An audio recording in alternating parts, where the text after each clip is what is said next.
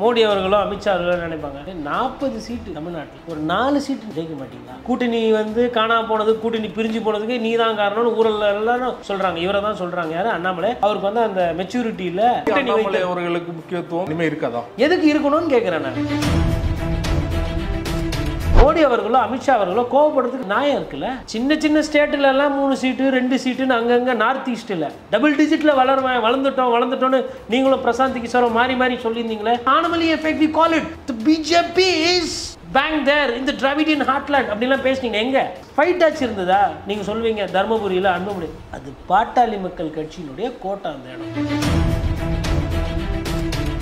அதிமுக ஒருத்தவர்களும் இப்படி ஒரு ரிசல்ட் வாங்கிறதுக்கு தேர்தலில் நிற்காமலே இருந்திருக்கலாம். மோடி அவர்களை எதிர்க்க மாட்டீங்க, பேச மாட்டீங்க, மௌனமாக இருப்பீங்க. ஆனால் அண்ணாமலை கிட்ட வந்து ஊன்லாம் பேசுவீங்க. எதுக்கு தேர்தலில் நின்று இருக்கணும்? இந்த 23% ஓட்டு வாங்கி அந்த கட்சியை எக்ஸ்போஸ் பண்ணுறதுக்கு. ரெட்டல் என்பது வந்து அது வந்து ஒரு ரேஸ் குதிரை மாதிரி. அந்த குதிரை மேலே யார் ஏறி உட்காந்தாலும் கடந்த காலத்தில் வந்து 1ஆம் நம்பர் 2ஆம் நம்பர் போய் நிறுத்திடும். சின்னம் கிடைக்காத நாம் தமிழர் கட்சி கடைசி 1 மாசத்துல பிரச்சாரம் பண்ணி உங்களை விட ஒரு சில இடத்துல கூட வாக்கு வாங்கி ஐயா ஓபிஎஸ் மறந்துட்டேன். அவரை 3 முறை முதலமைச்சராக இருந்தீங்க. யாரோ சொல்கிறாங்கன்னு சொல்லிட்டு அவங்க பேச்சை கேட்டுக்கிட்டு அவங்களுக்கு ஒரு எம்பி சீட்டு கிடைக்கிறதுக்கு நீங்கள் போய் நிற்கலாமா? பலாப்பழ சின்னத்தில் நின்று என்ன ஆச்சு? இது போன்று அரசியல் சார்ந்து எக்ஸ்க்ளூசிவான வீடியோக்களை தொடர்ந்து காண ஆகாயம் வாய்ஸ் சேனலை சப்ஸ்கிரைப் பண்ணுங்க. நீங்கள் யோசிச்சு பாருங்க. மோடி அவர்களோ அமித்ஷா அவர்களோ நினைப்பாங்க 40 சீட்டு தமிழ்நாட்டில் ஒரு 4 சீட்டு ஜெயிக்க மாட்டீங்களா அப்படின்னுவாங்க. அப்போ முருகன் அவர்கள் என்ன பண்ணுவார்? கம்மன் நிற்பார். பட் அண்ணாமலையால் அப்படி நிற்க முடியாது. ஏன்னா மாநில தலைவர். கூட்டணி வந்து காணாம போனது, கூட்டணி பிரிஞ்சு போனதுக்கு நீ தான் காரணம்னு ஊரில் எல்லாரும் சொல்கிறாங்க. இவரை தான் சொல்கிறாங்க. யார்? அண்ணாமலை. அவருக்கு வந்து அந்த மெச்சூரிட்டியில் அந்த சீனியாரிட்டி தெரியல, அந்த பக்குவமாக அரசியல் நடத்த தெரியல அப்படின்ற மாதிரி அவரை சொல்கிறாங்க. அப்போது ஒரு கட்சி தலைமைக்கு இன்றைக்கி வந்து நாயுடு நம்பி இருக்க வேண்டியதாக இருக்குது, நிதிஷ்குமாரை கெஞ்ச வேண்டியதாக இருக்குது. இந்த சூழ்நிலைக்கு என்னை யார் தள்ளினது அப்படின்னு அப்படி பார்க்கும்போது யார் மேலே போனோம் போகலன்னா அது அரசியல். அதாவது அவர் என்ன தப்பு வேணால் பண்ணுவேன் அப்படின்னா ஒன்று அவர் வந்து உங்கள் குடும்ப வாரிசாக இருக்கணும். சரி, குடும்பத்தில் ஒன்றாகி போச்சு. இப்போ சம்டைம்ஸ் இப்போ அப்பா அம்மாலாம் பார்த்திங்கன்னா பசங்க எவ்வளோ மக்கா இருந்தாலும் இல்லை எவ்வளோ சரியாக படிக்கலனாலும் அது அப்படியே நேசிக்கிற ஒரு தன்மை இருக்கும். அந்த மாதிரி அப்படி பார்க்குறீங்களா என்னன்றது புரியல. அரசியல் தான் பண்ணுறீங்க அப்படின்னா இந்த தோல்விக்கு அதாவதுங்க இப்படி பாருங்க, ஒருவேளை கூட்டணி அவர்களுக்கு முக்கியத்துவம் இனிமே இருக்காதா? எதுக்கு இருக்கணும்னு கேட்குறேன் நான். ஒரு பத்திரிகைக்காரனா கேட்குறேன் நான். முருகன் வந்து ஜெயிச்சிருந்தா கேபினெட் மினிஸ்டர். இன்னைக்கு முருகன் வந்து கேபினெட் மினிஸ்டர் ஆஃப் ஸ்டேட் திருப்பி ஜெயிச்சிருக்காருன்னு வச்சுக்கோங்களேன். கேபினெட் மினிஸ்டர் முருகன் வந்து என்றைக்குமே எடப்பாடி பழனிசாமி அவர்களை மரியாதை குறைவாக பேசலையே, அம்மையார் ஜெயலலிதா பற்றி பேசலையே, நான் இப்படி தான் பேசுவேன், திராவிட கட்சியை அழிப்பேன்னு பேசலையே. அதாவது நீங்கள் 2026 அசம்பிளி நிற்கும் போது அப்படி பேசலாம். 2024 மோடி அவர்கள் பிரதமராக வரும்போது நீங்கள் அப்படி பேசியிருக்கக்கூடாது. எப்போ சண்டை போடணும், எப்போ தனியாக நிற்கணும்னே தெரியலையே. இது முருகன் எதனா காரணமா, இல்லை தமிழிசை எதனா பண்ணாங்களா, இல்லை வானதி ஸ்ரீனிவாசன் காரணமா, இல்லை பொன் ராதாகிருஷ்ணன் ஊழல் கட்சி திராவிட கட்சிகள் நாங்கள் திராவிடம் இல்லாதது வேணும்னா தமிழிசை பேசியிருக்கிறாங்க. ஆனால் பர்சனலாக பேசினது கிடையாது. இவர் பர்சனலாக பேசினோம்னா துண்டை காணும் துணியை காணும் எப்படா விட்டா தப்பிக்கலாம்னு சொல்லி தப்பிச்சு போயிட்டாங்க. அவங்களுக்கும் ஒன்றும் கிடையில. அவங்களுக்கும் பட்டணாமும் யார்? அதிமுகவுக்கும் இவங்களுக்கும் இல்லை. இந்த கோவம் வந்து மோடி அவர்களோ அமித்ஷா அவர்களோ கோவப்படுறதுக்கு நியாயம் இருக்குல்ல. சின்ன சின்ன ஸ்டேட்டில் எல்லாம் 3 சீட்டு 2 சீட்டுன்னு அங்கங்கே நார்த் ஈஸ்ட்டில் மணிப்பூர் பிரச்சனை இருந்தோம். அங்கங்கே அந்தமான்ல 1, சிக்கிமில் 1, அப்படி இப்படி ஒன்றா சேர்த்து வச்சாங்க. இவ்வளோ பெரிய 40 ஸ்டேட் இருக்கிற ஸ்டேட்டு, 40 பாராளுமன்ற சீட்டு. எங்கே உங்கள் பர்ஃபார்மன்ஸு? டபுள் டிஜிட்டில் வளர்ந்துட்டோம்னு நீங்களும் பிரசாந்த் கிஷோரும் மாறி மாறி சொல்லியிருந்தீங்களே. anomaly effect அப்படின்னாங்களே. அண்ணாமலைன்ற அந்த பேரை சரியாக உச்சரிக்க தெரியாதவர்கள் கூட அழகாக சொல்ல வேண்டிய பேர் அது அண்ணாமலை என்பது. அவர் பேரை கூட anomaly effect we call it. The BJP is bang there in the Dravidian heartland அப்படிலாம் பேசுனீங்க. எங்க ஃபைட் ஆச்சு இருந்ததா? நீங்கள் சொல்வீங்க தர்மபுரியில் அன்புமணி. அது பாட்டாளி மக்கள் கட்சியினுடைய கோட்டை அந்த இடம்.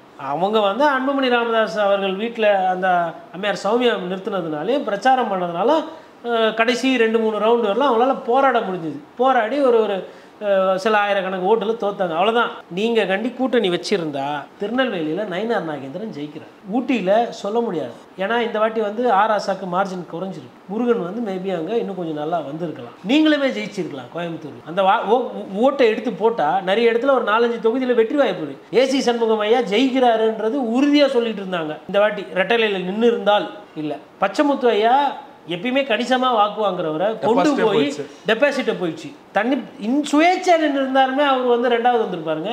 உங்களை நம்பி வந்தாங்க. அண்ணாமலையை நம்பி ஏசி சண்முகத்தையும் பாரிவேந்தர் அவரே என்ன நிலைமைக்கு ஆக்கி விட்டீங்க. இவ்வளோ மோசமாக தோக்கலையே எந்த தேர்தலையும். தேர்தலில் நிற்கிறவங்க தான் இப்படியா தோத்தாங்க கடந்த தேர்தல். அப்போ இதுக்கெல்லாம் யார் காரணம்? அக்கௌண்டபிலிட்டி ஃபிக்ஸ் பண்ணோம்ல. மாநில தலைவர் சொல்லும்போது நல்லா இருக்குல்ல. போனால் பிரைம் மினிஸ்டர் ஆஃபீஸில் உங்களுக்கு ஸ்டேட் பிரசிடென்ட் முக்கியத்துவம் கொடுக்குறாங்க, ஏர்போர்ட்டில் கூப்பிட்டு பேசுகிறாங்க, ஜி வந்தா பேசுகிறாரு, ஷா வந்தா பேசுகிறாரு, பக்கத்தில் உட்கார வச்சுக்கிறாங்க. வளர்ப்பு பாண்டியன் எப்படி நல்லா அதிகாரியை பாசமிக்கு வளர்த்தாரு நவீன் பட்நாயக், அப்புறமா வச்சு செஞ்சு விட்டாங்களாங்க மக்கள். நீங்களும் நானும் வந்து தமிழர், நம்ம தமிழன் ஒரு பாண்டியன் அவர்கள் ஐயா அரசியலில் வந்தால் நல்லதுன்னு ஒரிசாவில் இருக்கிறவங்க எப்படி பார்ப்பாங்க? அப்போ நாங்கள் வந்து உனக்கு இவ்வளோ நாள் கஷ்டப்படுவோம், ஓட்டு போடுவோம், போஸ்டர் ஓட்டுவோம், நவீன் பட்நாயக் வாழ்கணுவோம், நீ ஒரு அதிகாரியை வேறு மாநிலத்திலேருந்து வருவார் பண்ணி விட்டு கடைசியில் என்ன பண்ணாங்க? பாண்டியனை சசிகலா மாதிரி மாற்றி விட்டாங்க. அதான் ஆட்சிப்பாங்க பாருங்க. என்ன ஓட் ஷேர் பாருங்க. நவீன் பட்நாயக்கும் போய் பாராளுமன்ற சீட்டும் போய் பாண்டியன் அவர்களுக்கு ஒரு முகமே இல்லாத தன்மைக்கு தள்ளப்பட்டிருக்கிறார். அப்போ இதெல்லாம் பார்க்கணும். இன்னொரு செய்தியை சொல்கிறேன். ஏன் இந்த அதிகாரி படிச்சுட்டு வரவங்க கிட்ட உஷாராக இருக்கணும் அரசியல்வாதிகள்னு. நேற்று ஒரு செய்தி, தமிழகத்தில் முதலமைச்சரை அதிகாரிகள் போய் பார்க்குறாங்க. வாக்கு எண்ணிக்கை நடந்துகிட்டு இருக்குது, வெற்றி பெற்றாங்க 40%. பாராளுமன்ற தேர்தலில் வேர்வையிலையும் வெயிலையும் போய் ஓட்டு கேட்டு சர்டிஃபிகேட் வாங்கின்னு அவங்க போய் பார்க்குறாங்கன்னா அவங்க வாங்கின ஓட்டு. கட்சி தலைவரும் உங்களை வந்து பார்க்குறாங்க. அதிகாரிங்க நீங்கள் என்ன பண்ணுறீங்க? வாங்குற ஓட்டுக்கும் உங்களுக்கு எதனா சம்மந்தம் இருக்குதா? இப்போ இது யார் கேட்கணும்? முதலமைச்சர் கேட்கணும். உங்களை நான் கூப்பிடவே இல்லையா? போயிட்டு பப்ளிக் கிரீவன்ஸ் எதனா இருந்தால் பாருங்கள், பப்ளிக் குறையெல்லாம் பாருங்கள், கரண்ட் எல்லாம் போதா பாருங்கள், தண்ணி பிரச்சனை எல்லாம் போய் ஆஃபீஸ் வேலையை பாருங்கள், கட்சி வேலை. நீங்கள் என்ன உங்களுக்கு பாராட்டு யார் கேட்டிருக்கணும்? ஐயா கேட்டிருக்கு முதலமைச்சர். அதிகாரிகளை கூப்பிட்டு வச்சு பார்த்துட்டு இருக்காரு. நேற்று அவரை சுற்றி யார் இருந்திருக்கணும்? ஜெயிச்சவங்க இருந்திருக்கணும், கட்சி தொண்டர்கள் இருந்திருக்கணும், மாவட்ட செயலாளர்கள் இருந்திருக்கணும், சட்டமன்ற உறுப்பினர் இருக்கணும், அவங்க தானே இருந்திருக்கணும். இவங்க போய் பார்க்குறாங்க. அது இப்போ இதுதான் தன்மை. நவீன் பட்நாயக் இதுதான் பண்ணார். என்ன ரிசல்ட் வந்திருக்குன்னு பாருங்கள். ஏன்னா நான் வந்து தனிப்பட்ட முறையில் சொல்ல, பொதுவாக ஐயா திரு எடப்பாடி பழனிசாமி ஆட்சியில் இருந்தாங்க. அப்போ சுற்றி அதிகாரிகள் இருந்தாங்க. அமைச்சரவை மாறிடுச்சு, இல்லை முதலமைச்சர் மாறிட்டா இந்த அதிகாரிகள் என்ன பண்ணுவாங்க? அப்படியே பூங்கொத்து அங்கே குத்துருவாங்க. இவர்கள் வந்து முதலமைச்சருக்கு வேலை செய்பவர்கள், அவர்கள் வந்து கட்சிக்காக வாக்கு சேகரிப்பவர்கள். யாரை எப்படி கையாளணும்னு தெரியாமல் பண்ணதுனால தான் ஒரிசாவில் நவீன் பட்நாயக்கு இந்த நிலைமை. கட்சி வந்து கட்சிக்காரர்களை நம்பணும், அந்த கட்சிக்காரர்கள் தரமானவர்களாக இருக்கும். இப்போ கூட சரி, இந்த இமாலய வெற்றிக்கு முக்கிய காரணம் வந்து பாஜக எதிர்ப்பு. இரண்டாவது முக்கிய காரணம் முதலமைச்சரோட அந்த அணுகுமுறை. எல்லா கூட்டணி கட்சியும் சேர்த்து ஒரு ஸ்கெட்ச் இருக்குது. அழகான ஒரு வெற்றி பெற ஒரு சூழ்நிலை இருக்குது. அழகாக ஒரு ஸ்கெட்ச் போடுறார். 40 சீட்டு ஜெயிச்சிட்டாங்க. 40 சீட்டு ஜெயிச்சிட்டதுனால திமுக வந்து சிறப்பான ஆட்சி கொடுத்தது, அதனால் வந்து 40க்கு 40 அது அல்ல. ஒரு மோசமான ஆட்சி, தமிழர்களுக்கு பிடிக்காத ஒரு ஆட்சி பாரதிய ஜனதா கட்சி கொடுத்ததுனால அந்த வெறுப்பை உங்களுக்கு போட்டு காட்டியிருக்கிறாங்க பிஜேபி. இது உங்களுக்கு சான்று இல்லை, இது புரிஞ்சுக்கணும் அவங்க. இது ரெண்டாவது. மூன்றாவது, தமிழகத்திலே பார்த்தீங்கன்னா நம்ம அதிகமாக பேசப்பட வேண்டியது அதிமுக ஒருத்தவர்களும் இப்படி ஒரு ரிசல்ட் வாங்கிறதுக்கு தேர்தலில் நிற்காமலே இருந்திருக்கலாம். உங்களுக்கு பிரதமர் வேட்பாளர் இல்லை, மோடி அவர்களை எதிர்க்க மாட்டீங்க, பேச மாட்டீங்க, மௌனமாக இருப்பீங்க. ஆனால் அண்ணாமலை கிட்ட வந்து ஊன்லாம் பேசுவீங்க. எதுக்கு தேர்தலில் நின்று இருக்கணும்? இந்த 23% ஓட்டு வாங்கி அந்த கட்சியை எக்ஸ்போஸ் பண்ணுறதுக்கா? திருநெல்வேலின்னு நினைக்கிறேன் 4வது இடம் போயிருந்தோம்.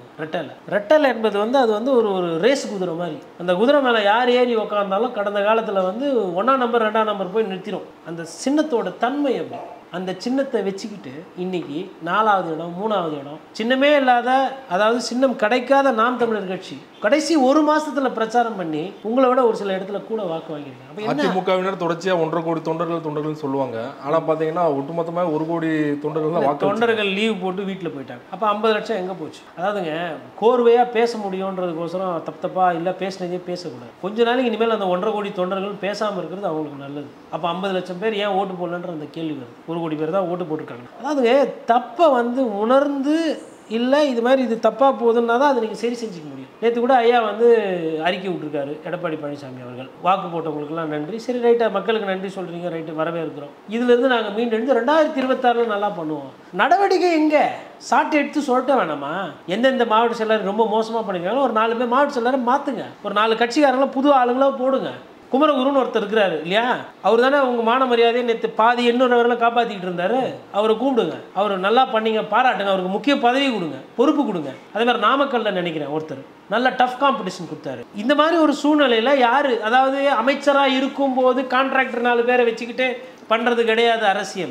எதிர்கட்சியில் இருக்கும் பொழுது அந்த கட்சிக்கு என்ன வாக்கு, என்ன விகிதாச்சாரம் யார் பண்ணுறாங்கன்றது. இப்போ இந்த தேர்தல் அந்த 40 சீட்டில் யாரெல்லாம் வந்து அதிகமான ஓட்டு வாங்கி அதிமுகவுக்கு வந்து க்ளோஸ் ஃபைட்டு கொடுத்தாங்களோ அவங்க தான் உங்களோட அடுத்த மாவட்ட செயலாளர். ஞாபகம் வச்சுக்கணும். அதுதான் ஒரு தலைமை, அப்படி தான் பார்க்கணும். யார் கட்சிக்கு வாக்கு எவ்வளோ எடுத்துகிட்டு வந்து கொடுக்குறாங்க. இவங்க என்ன புரிஞ்சுக்கிறாங்கன்னா, எந்த அரசியல்வாதி கான்ட்ராக்டர் நிறைய பேர் கூப்பிட்டு வந்து விடுவாங்க அப்படி புரிஞ்சுக்கிறாங்க. கான்ட்ராக்டருன்றது வருவாங்க போவாங்க, வாக்குன்றது அப்படி கிடையாது. ஒன்ஸ் போயிடுச்சு, நம்பகத்தன்மை நம்பிக்கை போயிடுச்சுன்னா திருப்பி வராது. 8 தேர்தலில் வரல, 9வது தேர்தலில் இப்போ தோல்வி. நீங்கள் 1000 சொல்லுங்கள், ஓபிஎஸ்ஸை குறை சொல்லுங்கள், டிடிவி குறை சொல்லுங்கள், அதெல்லாம் முடிஞ்சு போச்சு. உங்கள் கட்சியில் இருக்கிறவங்க நீங்கள் ஃபஸ்ட்டு சரி பண்ணிடுங்க, இது பார்க்கணும். அப்போ அந்த கோர்ஸ் கரெக்ஷனுக்கு போகவே இல்லை அதிமுக. இந்த நிலைமை போனால் 2026 நீங்கள் எப்படி மீளுவீங்க? இல்லை சட்டமன்ற தேர்தலில் மாறிடும். உங்கள் மீது இருக்கக்கூடிய மாவட்ட செயலருக்கு பயம் இல்லை. ஒரு 3 பேரை வந்து மாற்றுங்க, அதுக்கப்புறம் பாருங்கள் உங்கள் கிராஃபு ஆட்டோமேட்டிக்காக மேலே போகும். தோத்துட்டோன்ற அந்த வலி வேதனை எதுவுமே இல்லாமல் ஜாலியாக இருக்கிறீங்க அதிமுகவில். இல்லை ஒரு சில பேருக்கு ஐயோ நல்ல வேலை பிஜேபி 1-2 ஜெயிச்சிடக்கூடாது, இப்படி எல்லாமே அரசியல் பண்ணுறது. அதுக்கப்புறம் ஐயா ஓபிஎஸ்ஸை மறந்துட்டேன், அவரை 3 முறை முதலமைச்சராக இருந்தீங்க. யாரோ சொல்கிறாங்கன்னு சொல்லிட்டு அவங்க பேச்சை கேட்டுக்கிட்டு அவங்களுக்கு ஒரு எம்பி சீட்டு கிடைக்கிறதுக்கு நீங்கள் போய் நிற்கலாமா? பலாப்பழ சின்னத்தில் நின்று என்ன ஆச்சு?